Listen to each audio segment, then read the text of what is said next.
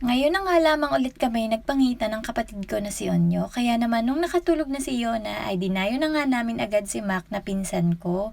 At matagal-tagal na rin talaga akong hindi nakakapagbuko ulit. Medyo paahon nga pala ang daan papunta sa bahay nila at medyo malayo nga rin sa kapitbahay.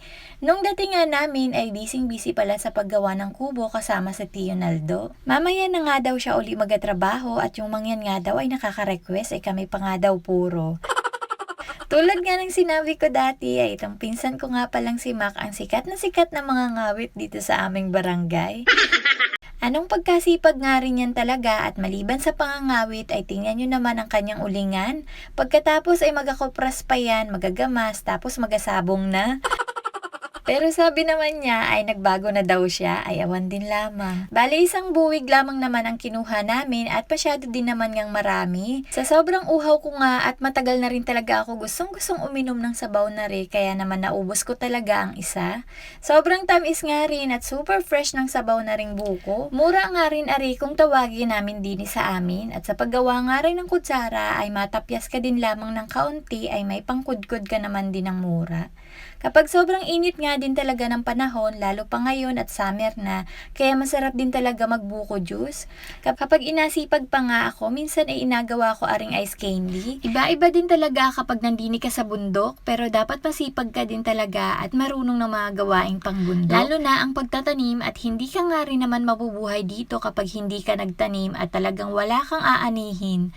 Sa pagtatanim nga ng mga iba't ibang puno o gulay, ang unang pagkakakitaan mo dito sa bundok. Lalo pat palawak naman ang iyong lupain, kailangan lamang talaga ng sipag at diskarte sa buhay. Bali tamang pangmerienda nga lamang din ang kinuha namin na buko. Punuin nga lamang namin aring pitchil at aring ang si Onyok ay gusto pang ang alagyan pa daw niya ng gatas. Marami na nga rin akong nakain kaya sabi ko ay yung 2 buko ay adaling ko na lamang sa bahay. Basta din talaga ako mapaahon dito sa bundok ay marami talaga akong madadala pa uwi ng bahay.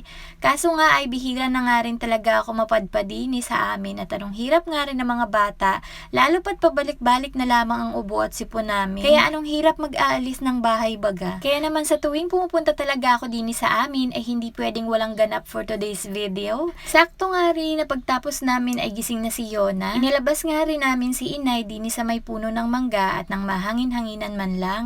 Ngayon nga rin lang siya nakalabas kung hindi dahil kay Unyok na malakas ang loob na buhatin. Dito nga namin piniling tumambay sa manggahan at pagkagana ring mainit ang panahon. Kahit na nasa kabundukan ka na nakatira ay anong init pa nga rin kapag nasa loob ka lamang ng bahay. Kaya pag na ring oras talaga ay mas magandang magtambay sa labas. Lalo pa nga't may iniinom ka na buko. Buti na nga din at walang nabilhan si Unyok ng gatas at ngayon nga ay hindi ko naman trip ang may gatas ari. Kaya yelo na lamang ang inilagay. Pagkatapos nga namin magbuko ay nakahanap na naman ng tiyempo si Sian at nagapahanap na naman ng gagamba kay Papa Unyok niya. At maluwas na nga daw sila ng Manila kinabukasan ay isa pa daw ang laman ng kanyang lagayan. At gusto pa nga daw ay may kalaban kaya naman todo hanap kami kaso ay medyo mahirap nga rin talaga maghanap. Kaya ari na daw munang taga-taga ang kanyang ipalaban.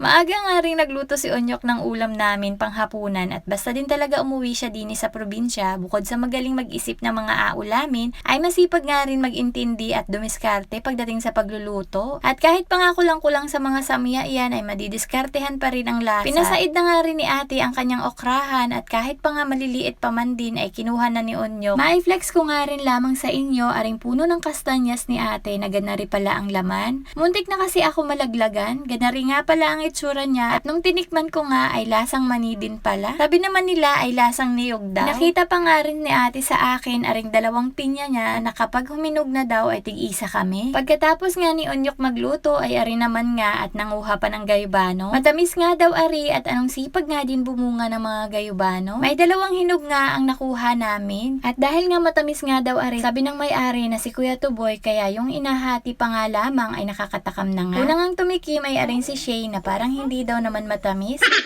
Sumunod naman ay si Papa King niya na parang wag na lamang daw magreklamo at bigay lamang. Sabi naman ni tita ay wala daw katas. Sabi naman namin ay baka nainitan kinuha ang katas. Ito talaga yung inasabing binigyan ka na, pinulaan pa. Pero tuloy naman ang kain at naubos pa. Pero yung totoo talaga nung paubos na ay matamis nga pala. At baka hindi na nga tayo bigyan ay aba. Uuwi ko nga sa bahay yung isa at agawin kong shake. Yun lang. Thank you for watching.